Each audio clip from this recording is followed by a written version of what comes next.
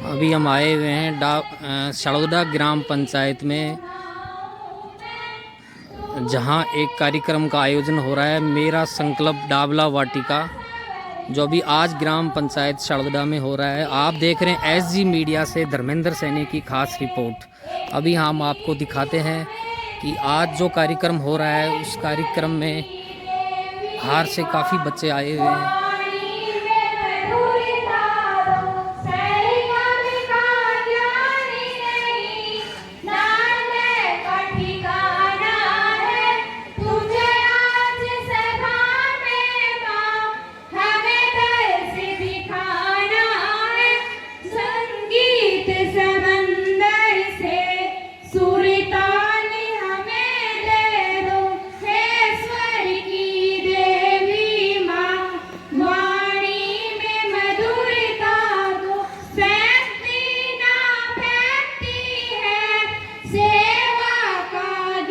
ज्ञान स्वरूपा, विशाल कमल के समान नेत्रों वाली श्वेत पद्मासना, हे हंस वाहिनी, ममतामयी मातृ स्वरूपा, हमें ज्ञान, भक्ति और विद्या का भंडार प्रदान करे।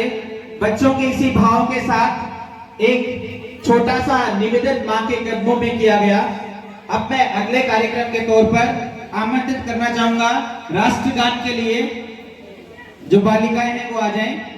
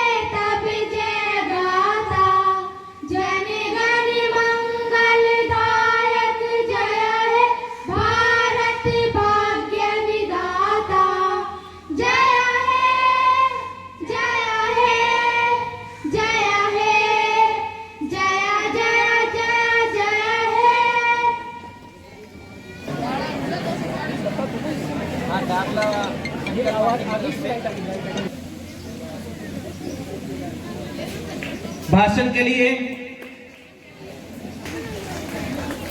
विक्रम जी, आप इनका स्वागत करें। अजय जी यादव, आप सहयोग करें। अजय जी,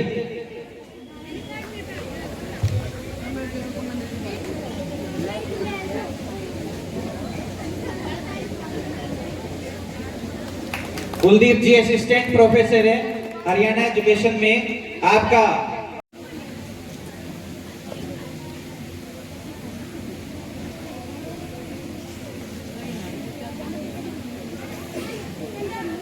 आप ईएनटी की सेवा लंबा नहीं लेकिन में अपना निष्कर्ष है वो प्रस्तुत करें।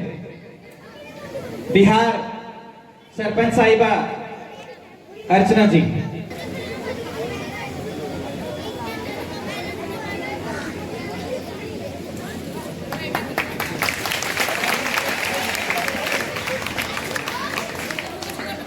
हमारे इस डाबला संकल्प पार्टी की तरफ से आपका हार्दिक स्वागत।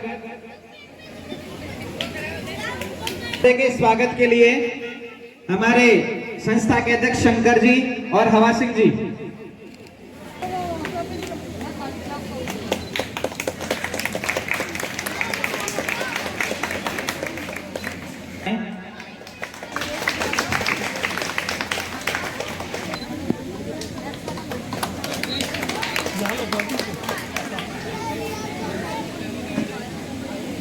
जगदीप जी यादव प्रिंसिपल साहब, आपका स्वागत। श्री बजरंग सिंह,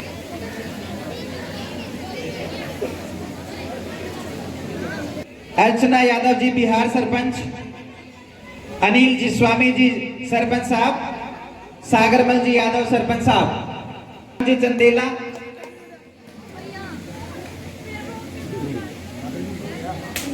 जयनारायण सिंह, हमारे बिहार से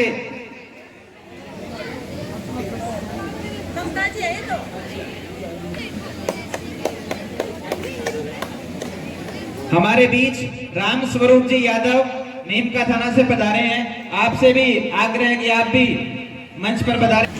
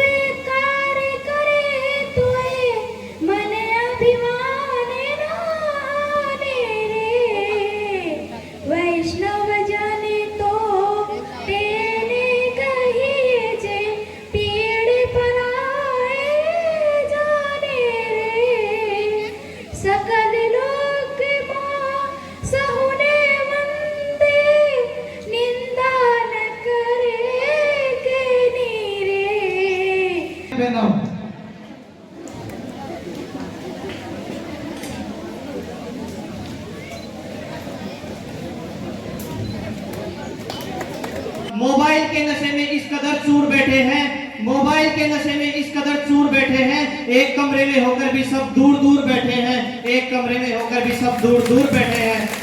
मैं बताना चाहूंगा, आज का युवा है जिसे अपने करियर पर ध्यान देना चाहिए, वो दिन भर इंटरनेट पर लगा हुआ है, जो दिन भर इंटरनेट पर लगा हुआ है, जिसे अपने करियर पर फोकस करना चाहिए, जिसे अपने करियर पर फोकस करना चाहिए, वह इंटरनेट पर लगा हुआ है। आज घर में बच्चों से लेकर बड़ों तक इंटरनेट पर लगे हुए हैं। वह घर में त्योहार पर उपवास। We all know that social media plays an important role in our life today. It is popular in all age groups, especially among youths and children. आप सभी के पास आज स्मार्टफोन है और सभी की जो आंखें वो सोशल मीडिया पर गड़ी हुई है।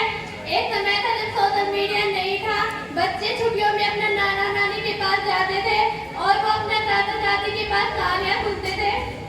उनके दादा दादी उन्हें प्रेरणादायी कहानियाँ सुनाते दिया।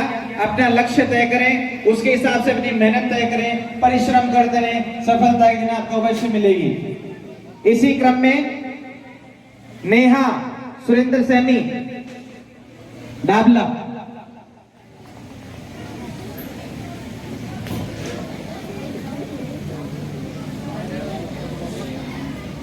माँ सरस्वती को नमन। मैं आपको सोशल मीडिया के बारे में कुछ बताना चाहती हूँ। सोशल मीडिया हमारे लिए बहुत हानिकारक है। सोशल मीडिया से दूर रहना चाहिए और सोशल मीडिया और जो परिवार के सदस्य हैं, जरूरी खुद के माँ बाप हो, माँ बाप बेचारे कई बार खेती बाड़ी के काम में ध्यान नहीं रख पाते, इसलिए अपने बच्चों पे ध्यान नहीं दे पाते। लेकिन उनके जो रिश्तेदार हैं, जो भाई बंधु हैं और जो बच्चे हैं, जो बच्चे पढ़े लिखे हैं, वो कम से कम इस चीज पे ध्यान दें। और जो बच्चे ऐसी संगति में जा रहे हैं उनको रोकने का प्रयास यदि हम सब मिलकर करेंगे तो 100% गारंटी की बात है। सम्मानीय अध्यक्ष महोदय, पूजनीय गुरुजन तथा सम्मानित मंच तथा यहाँ उपस्थित सभी मातृशक्ति तथा आसपास के क्षेत्र से पधारे हुए सभी विशिष्ट जनों तथा सज्जनों को मेरा प्रणाम नमस्कार। मैं सोनू यादव मेरा संकल्प डाबला वाटी के सभी सदस्यों का धन्यवाद अर्पित करता हूँ, जिन्होंने ऐसी प्रतियोगिताएं आयोजित करके ग्रामीण क्षेत्र की प्रतिभाओं को आगे बढ़ने की एक अलग सी जगह दी है। आज मेरी अभिव्यक्ति का विषय है वीर वीरांगनाओं धरती दोहरारी। मैं कन्हैया लाल। वो बलिदानी राहों का फूल बना, वो बलिदानी राहों का फूल बना, माँ तेरी मिट्टी पर मिटकर वो तेरे मस्तक की धूल बना, वो तेरे मस्तक की धूल बना। तेरे लिए महलों का त्याग किया, वनों में घास चबाना पसंद किया, वनों में घास चबाना पसंद किया। जब दिल्ली के आगे भारत का हर मस्तक जब दिल्ली के आगे नतमस्तक था, तब भी उस वक्त अकबर से भी ऊंचा राणा तेरा मस्तक था, राणा तेरा मस्तक था। यहाँ महाराणा सांगा जैसे वीर प्रतापी हुए, जिन्होंने अपनी मातृभूमि की सुरक्षा के लिए एक हाथ, एक आंख, एक पैर खो दिया, लेकिन कभी भी मातृभूमि को गुलाम न होने दिया। उनके शरीर पर 80 घाव थे, लेकिन अपने सबसे पहले तो मैं मेरा संकल्प डाबला वाटी इस पूरी टीम को साधुवाद देती हूँ कि आप सभी मिलकर अपने क्षेत्र के होनहार बच्चों के लिए आपने जो संकल्प लिया है और उस संकल्प पर चलते हुए आप जो कार्य कर रहे हैं, उस कार्यों के लिए आप सभी बहुत ज्यादा धन्यवाद के पात्र हैं। आपकी सोच को मैं नमन करती हूँ कि आपने अपने क्षेत्र के बच्चों के लिए जो किसी न किसी अभाव के कारण आगे नहीं बढ़ पा रहे, उनके लिए आपने एक संकल्प लिया है और आप उसको साथ लेकर के चल रही हैं। तो आपकी सोच बहुत बड़ी है और आपकी सोच को मैं पुनः नमन करती हूँ। और मुझे आज इस आयोजन में आप सभी के साथ शामिल होने का मौका आपने दिया और आपने कहा कीमती समय, लेकिन मेरी जब आपने रामकान जी ने जब मुझे बताया था, जब हमारी पहली बार मुलाकात हुई और इन्होंने बताया कि मैं इस प्रकार का कार्यक्रम हमारी जो टीम है वो करती है, तो मुझे बड़ी खुशी हुई। और उसी दिन मैंने सोचा था कि मैं आपके उस आयोजन में बिल्कुल शामिल होंगी और उस पल का मैं हिस्सा बनना चाहूंगी। लेकिन एक और कार्यक्रम आज ही के दिन बन गया मेरा, तो इस वजह से, वरना मैं आज पूरे कार्यक्रम के अंत तक आप सभी के साथ रहने की मेरी बड़ी इच्छा थी। तो मैं आप सभी बच्चे, आज जिन बच्चों को, जो भी बच्चे आज कंपटीशन होंगे और उसमें जो बच्चे विनर होंगे, इसलिए मैं आप सभी को पहले से ही शुभकामनाएं देती हूँ कि आप जितनी तैयारियां करके आए हैं वो आपकी जो भी प्रतियोगिता है उसमें आप अव्वल आए। आपको मैं अग्रिम शुभकामनाएं देती हूँ जीतने वाले बच्चों को। और एक बात मैं जरूर कहना चाहूंगी कि आप अपने जीवन में जो भी करना चाहते हैं, उसके लिए आपको सबसे पहले एक लक्ष्य निर्धारित करना होगा, क्योंकि जब तक आप अपने जीवन में लक्ष्य निर्धारित नहीं करेंगे कि आपको आगे जाकर के क्या करना है और क्या बनना है और किस दिशा में जाना है, तब तक आप उस चीज को पा नहीं सकते। आप सपने जरूर देखते हैं, सभी सपने देखते हैं, लेकिन जीतता वही है, सपने वही पूरे होते हैं जो खुली आंखों से देखे जाते हैं। अगर आप सोते सोते सपने देखेंगे कि मेरे को ये बनना है या मैं ये बन जाऊं, आप नहीं बन पाएंगे जब तक कि आप अच्छी मेहनत नहीं करते हैं। तो इसलिए मेरा यही कहना है सभी बच्चों से, सभी बेटियों से यही कहना है कि सपने जरूर देखिए, लेकिन खुली आंखों से देखिए, और उसके बाद उस लक्ष्य को, उस सपने को पूरा करने के लिए कड़ी मेहनत बहुत जरूरी है, हार्ड वर्क जरूरी है। तो हार्ड वर्क भी किस तरीके से करना है वो भी बहुत जरूरी है। अगर आपके पास सही दिशा ही नहीं है और आप हार्ड वर्क करते जा रहे हैं, तो वो हार्ड वर्क आपके कोई काम नहीं आने वाला।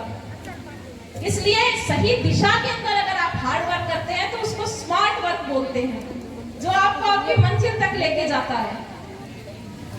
आप जो काम कर रहे हैं, जो लक्ष्य आपने निर्धारित किया है, उसके लिए आपको मेहनत सबसे ज्यादा करनी है। और उस मेहनत को करते हुए जो सबसे ज्यादा चीज, जो सबसे ज्यादा जरूरी है जिंदगी में, लक्ष्य को हासिल करना, कुछ अचीवमेंट लेना, तो वो सबसे बड़ी चीज है आपके अंदर का आत्मविश्वास और आपको उस कार्य को करने की निरंतरता। इधर बच्चों आप थोड़ा शांत बैठो एक बार, है ना, मैं ज्यादा लंबा नहीं बोलती, थोड़ा ही बोलूंगी, आपके मतलब का ही बोलूंगी। कंटिन्यूटी होना बहुत जरूरी है। हम अक्सर क्या करते हैं जीवन के अंदर कि हम कोई मोटिवेशनल कोई स्पीच सुन लेंगे या कुछ भी अच्छा ऐसा पढ़ लेंगे, तो हमारे उस चीज का असर 2-3 दिन तक रहता है कि हमें ऐसा करना है, बड़ा जोश जोश में उस चीज को शुरू कर देते हैं। फिर हम 10-15 दिन नहीं करेंगे, उसको छोड़ देंगे। फिर हम कहेंगे कि हमने मेहनत तो बहुत की थी, बहुत हार्ड वर्क किया था, लेकिन हार्ड वर्क के साथ साथ में कंटिन्यूटी होना बहुत जरूरी है। हम क्या करते हैं, हम चीज सोचते हैं कि हमें ये वाली चीज करनी है या हमें इस लक्ष्य को पाना है, लेकिन उसके लिए हम कुछ समय मेहनत करते हैं और उसके बाद शांत होकर के बैठ जाते हैं। अगर हमें उसमें अचीवमेंट नहीं मिलती, अगर हम कामयाब नहीं होते, तो हम निराश हो जाते हैं कि हम तो पता नहीं ये चीज कर ही नहीं पाएंगे। तो सबसे पहले आप अपने अंदर आत्मविश्वास रखिए। आपके अंदर ये नहीं होना चाहिए कि मुझे ये चीज करनी है, आपके अंदर ये होना चाहिए कि मैं ये चीज कर सकता हूँ, कर सकती हूँ। ये कॉन्फिडेंस आपके अंदर होना चाहिए, तभी आप आगे जा सकते हैं। थॉमस एडिसन का नाम शायद आप सभी, 1000 से ज्यादा तरीके उन्होंने प्रयास किए और वो विफल गए, फिर भी वो हिम्मत नहीं आ रहे, लगातार कंटिन्यू अपना जो प्रयास है उसको जारी रखा और करते रहे। तो जब वो कामयाब हो गए थे, तब एक पत्रकार ने उनसे पूछा कि आप 1000 बार विफल रहे थे से ज्यादा बार, तब उन्होंने एक लाइन में जवाब दिया कि मैं 1000 बार विफल नहीं रहा था, मैंने 1000 तरीके खोजे थे जो कामयाब नहीं हुए। तो जीवन के अंदर कभी भी गिव अप मत करना किसी भी सिचुएशन में देख करके कि आप असफल हो गए, वहां से वापस शुरुआत करो। देखो, जब आप कोई चीज की शुरुआत करते हो ना पहली बार, तो हम उस चीज में अगर विफल भी हो जाते हैं, तो जब हम दोबारा शुरुआत करते हैं तो हमारे पास उस चीज का अनुभव होता है। हमसे क्या गलतियां हुई, उस चीज को हमें कैसे सुधारना है और हमें कैसे मेहनत आगे और करनी है, उस चीज को लेकर के आगे बढ़ोगे तो आपको सफलता जरूर मिलेगी। जीवन में कभी ऐसा नहीं होता, हमने चाबी का गुच्छा देखा है, जरूरी नहीं है कि पहले चाबी से ही ताला खुल जाए, कई बार अंतिम चाबी भी ताले को खोल देती है। तो जीवन में कभी गिव अप नहीं करना, हमेशा चलते रहना है, तो आपको अपनी मंजिल जो है वो जरूर मिलेगी। एक दूसरा, हम लोगों के अंदर क्या है कि हम बहुत जल्दी एग्रेसिव हो जाते हैं। आप सभी बच्चा उस दौर के अंदर हो जिस दौर में आपको पालने वाले हैं, आपके रक्षक आपके साथ हैं, आपके पेरेंट्स आपके साथ हैं, आपके गुरुजन आपके साथ हैं, आपको तराश। चीफ गेस्ट श्रीमती वीरू यादव, अन्य स्पेशल गेस्ट, पेरेंट्स और प्यारे बच्चों, बेसिकली ये मेरा संकल्प डाबला वाटिका की मैं पृष्ठभूमि बताना चाहता हूँ।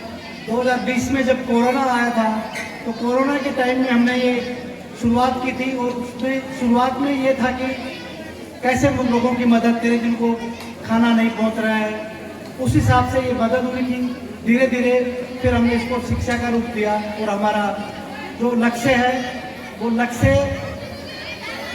यही है कि गांव का बच्चा रियली बहुत ज़्यादा वो टैलेंटेड है, उसको मोटिवेशन चाहिए, उसको ये चाहिए कि किस रास्ते में वो जा सकता है, और इसके लिए हमें चाहिए था कि पेरेंट्स को भी हम शामिल करें।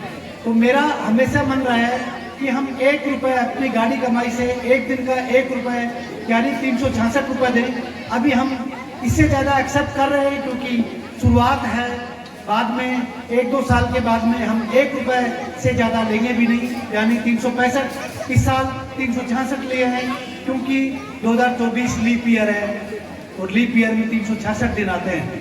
तो ये आपका, तो आप भाग्यशाली हैं कि हमने ऐसा कार्य शुरू किया है। इसका मेन लक्ष्य क्या है, हमने अभी इसको सोसाइटी को रजिस्टर करने के लिए कागजात भेज दिए, सीकर में है वो। इसका क्या लक्ष्य है वो मैं आपको संक्षिप्त में इसका ब्यौरा देता हूँ।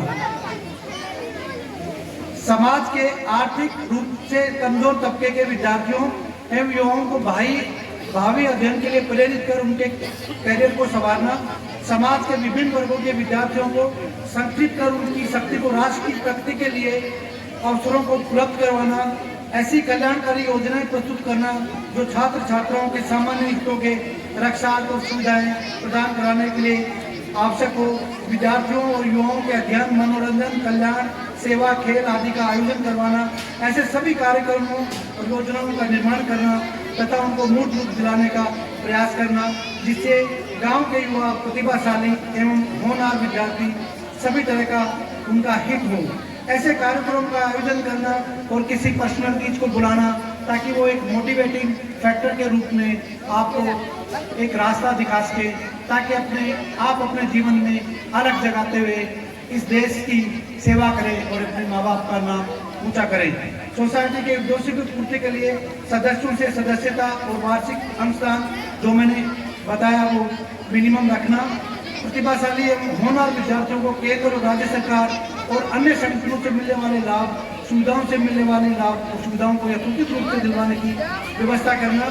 इनके साथ साथ हमारा मेन उद्देश्य है कि बच्चे अभी से तैयार हो जाएं कंपटीशन में। जैसे आज हमने संविधान का जो एग्जाम करवाया 9वीं से, और जो कंपटीशन की तैयारी कर रहे हैं, IAS लेवल का पेपर था और मुझे विश्वास है कि हमारे बच्चे उसमें बड़ा अच्छा किया है।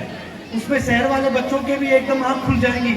पिछली बार नंदिदेश नीला जी आए थे, वो मुझे कह रहे थे कि रामतार जी आपके बच्चों ने तो ऐसा जवाब दिया हमारे शहर के बच्चे ही गच्चा खा जाएंगे। तो मुझे आप बच्चों पर गर्व है और मैं चाहता हूँ कि शिक्षा से बड़ा कार्य नहीं है और पेरेंट्स इस चीज़ को समझें। अगर माता पिता इस चीज़ को समझेंगे तो हमारे बच्चे बहुत आगे तक जा सकते हैं, बट माँ बाप का सहयोग चाहिए।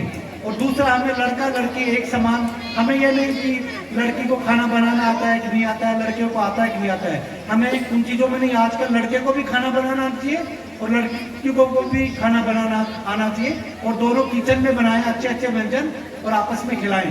बट ये नहीं कि लड़की को खाना बनाना आता है क्या, ये इस टाइप की स्टेरियोटाइप मेंटलिटी से हमें दूर रहना है। और इसके साथ मैं इतना ही कहूँगा बच्चों को कि आप जिस हिसाब से तैयारी कर रहे हो, मुझे आप पर गर्व है।